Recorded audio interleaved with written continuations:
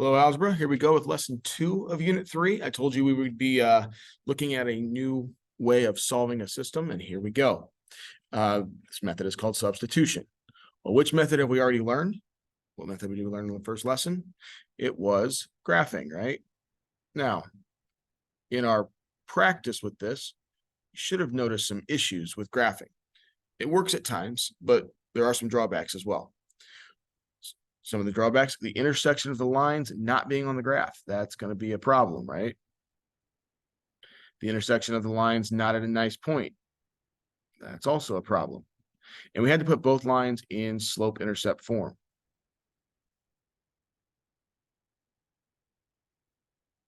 Which took some time. The next method, which I already told you, is substitution. You can avoid a lot of these mistakes, or not mistakes, a lot of these drawbacks. Okay, so let's take a look at what it is. So substitution is simply replacing something with something else. All right, so the goal of substitution with a system is to solve a system of equations by changing one variable into an equal expression containing the other variable. In other words, instead of two variables, we only have one. Now, there is an important first step. If you got to do this, you have to get one variable by itself on at least one of the equations. It doesn't have to be both. A lot of people think you have to have a variable by itself on both equations. You don't have to. You can actually have it by itself on just one and still get substitution accomplished. So let's take a look at an example. Actually, 4 examples. First 2 are pretty simple. Second 2 are a little bit more difficult. All right, so the first step is to get a variable by itself. Do you see how on the first example, I've already got that happening? Y right here is by itself. It has nothing attached to it. It's isolated already. That's what we want. Since we have that, we can move forward. Well, what do we do next? Well, what is y equal to? Y is equal to x minus 7. What that means is anywhere I see a y, I can put x minus 7, and they mean the same thing. It's like a dollar bill and 4 quarters. If I have a dollar bill and I replace it with 4 quarters, we're good. The value is the same. Same thing here. Anywhere I see a y, which I see a y in that second equation, I can put x minus 7. Now I'm going to rewrite that second equation, but instead of y, I'm going to put x minus 7 there. And then finish it up with equals 8. So take a look at that. Pause it real quick. Make sure that that step made sense. That was the substitution step. I substituted x minus 7 in for y. And what was the advantage? Well, now I can solve this equation because I've got 2x plus x. I can solve it and say 3x minus 7 equals 8. You should know how to solve this from here. Add 7, I get 15. I get x equals 5. Now, keep in mind, this is not done. A solution to a system we learned in the last lesson is an ordered pair. We just found the x coordinate. We need to go back and get the y coordinate now. So how do I do that? Well, you're basically using substitution again. I know x is equal to 5. So what I can do is I can take 5 and put it back in for x. So I'm going to go back up here to this first equation. I'm looking for y.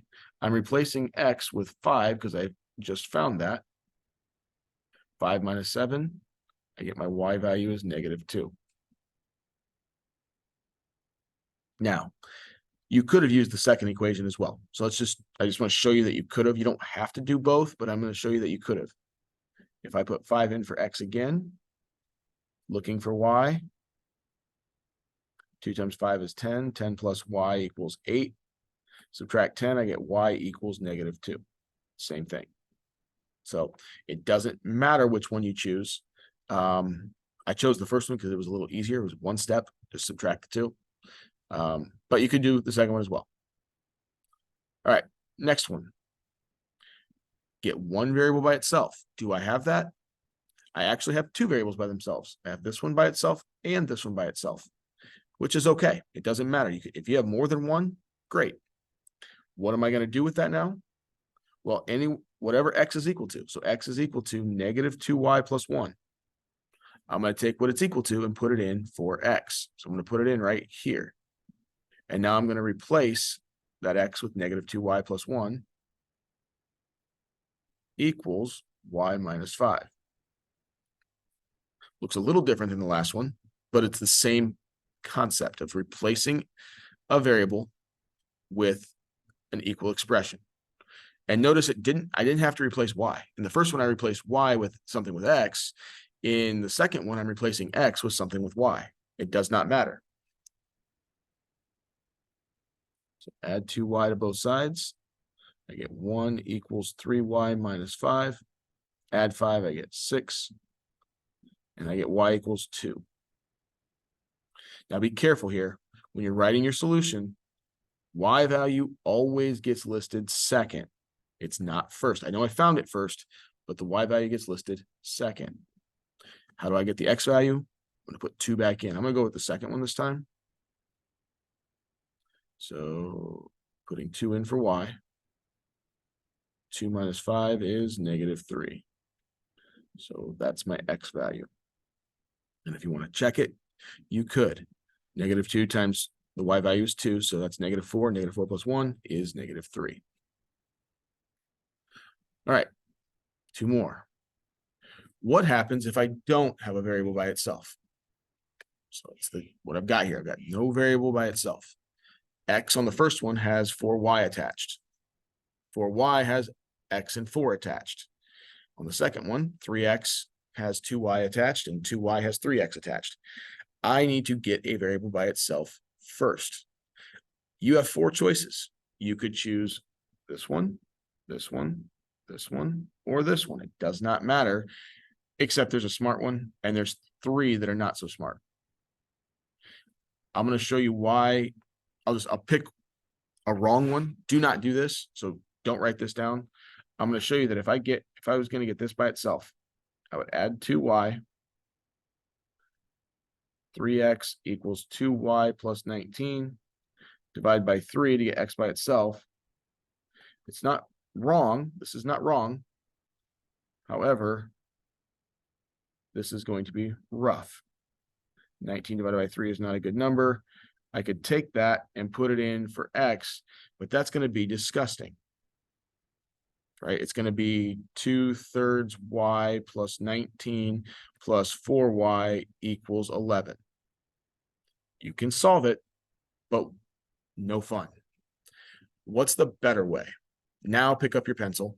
Now do this. This one right here is the smart choice because there's a 1 in front of that x. This is a 1 step to get x by itself. It's subtract 4y, which gives me x equals negative 4y plus 11. Now I can take that and put it in for x. Now that 3 is there. I'm only replacing x. I'm not replacing 3x. So when I write this, I have 3 parentheses, negative 4y plus 11 minus 2y equals 19. Okay. Distribute, I get negative 12y plus 33 minus 2y equals 19. Negative 12 minus 2 is negative 14y. And I'm going to go ahead and subtract 33 from both sides. Negative 19 minus 33 is negative 14. Divide by negative 14, look what you get. Negative 14 divided by negative 14 is positive 1. So y equals 1. And notice where I put it. Put it in the second location. All right, now I'm going to take the 1 and put it in for y. Now, the nice thing is I just moved that equation around. I can actually use that moved equation to help me solve for x. And this one is probably the easiest equation to pick. Again, you could pick another one though. So x equals negative 4 plus 11, which is 7. So 7, 1 is my solution. And you could very easily check it by putting 7, 1 in for x and y. So 3 times 7, put X, for X and Y in the other equation. 3 times 7 is 21. 2 times 1 is 2. 21 minus 2 is 19. It checks out. All right, one more example here on the front. Which of these variables looks like the one to get by itself? Hopefully you chose the right one. There's actually two that would be okay. This is the better of the two. You could also get this one, but you would have to divide by -1. So if you got that one by itself, you would have -y equals -5x plus 47. But then you would have to divide by -1. And a lot of people are going to forget to do that. So I would not do this, that y. I would do this x. Again, it's just subtract 2y. And I've got x by itself. -2y plus 16. And I'm going to put that in for x. So 5, take x out and put it -2y plus 16 there. Minus y equals 47. Distribute, I get -10y. 5 times 16 is 80. -10 minus 1 is -11y. Subtract 80, 47 minus 80 is -33. Divide by -11. I get y equals +3. And again, I'm going to go over to the line and I'm going to put my solution as an ordered pair. And I'm going to put the 3 in the right spot, which is the second spot. Now I'm going to take the 3, put it right back in here to get x. The reason I like to have this solution written down, it reminds me that I got two parts to this problem. I see a lot of people put that on the line and move on. Don't do that. You got to find x and y. So -2 times 3 is -6 plus 16 is 10. All right. So that's substitution. Now there's two more on the back because there's a little bit more that can happen. I'll show you what happens here. You can probably guess if you remember the end of our first video. I have our y already by itself on the second equation. So this one's ready to go. I'm going to put -6x plus 1 in for y. Rewrite that first equation. 6x plus -6x plus 1 equals 10. Well, what's 6x plus -6x? Well, it's 0x. So 0x means they cancel out. And I'm left with 1 equals 10. Does 1 equal 10? No, it doesn't. What's the solution? There are no solutions.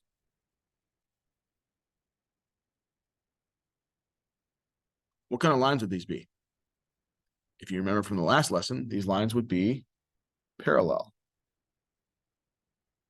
They would never cross, right?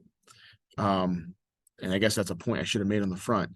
All of those solutions that I found on the front, that would be where the two lines would intersect if I were to graph them, okay? And since this first example here on the back, they don't cross, that means they're parallel. You can probably guess what this last one is just because of context, but let's go ahead and do it. See what happens. So 2, replacing x with -2y plus 4 plus 4y equals 8. -2y times 2 is -4y. 2 times 4 is 8. What's -4y plus 4y? 0y. They cancel. And I'm left with 8 equals 8. Those two numbers are equal. That's a true statement. This one back here was false. That's the difference. So on this one, the solution is infinitely many solutions. These lines would be the same. If I would move the first equation into solve that one for x, I would get the exact same thing as the second equation. Okay. So how do you tell the difference between the two? Well, just so if you weren't aware, these two examples are special cases. What made them special? Because the variable canceled. If you look back at the front, the variable never canceled out on the front. On the back, the variable canceled in both situations. So how do I tell the difference between no solutions and infinitely many solutions? In no solutions, the variables cancel and the remaining numbers are not equal. In the infinitely many solutions, the variables cancel and the remaining numbers are equal. Okay, so that does show up in this lesson and in this unit. So that's it for lesson 2. There's one more method that I'm going to show you in the next video.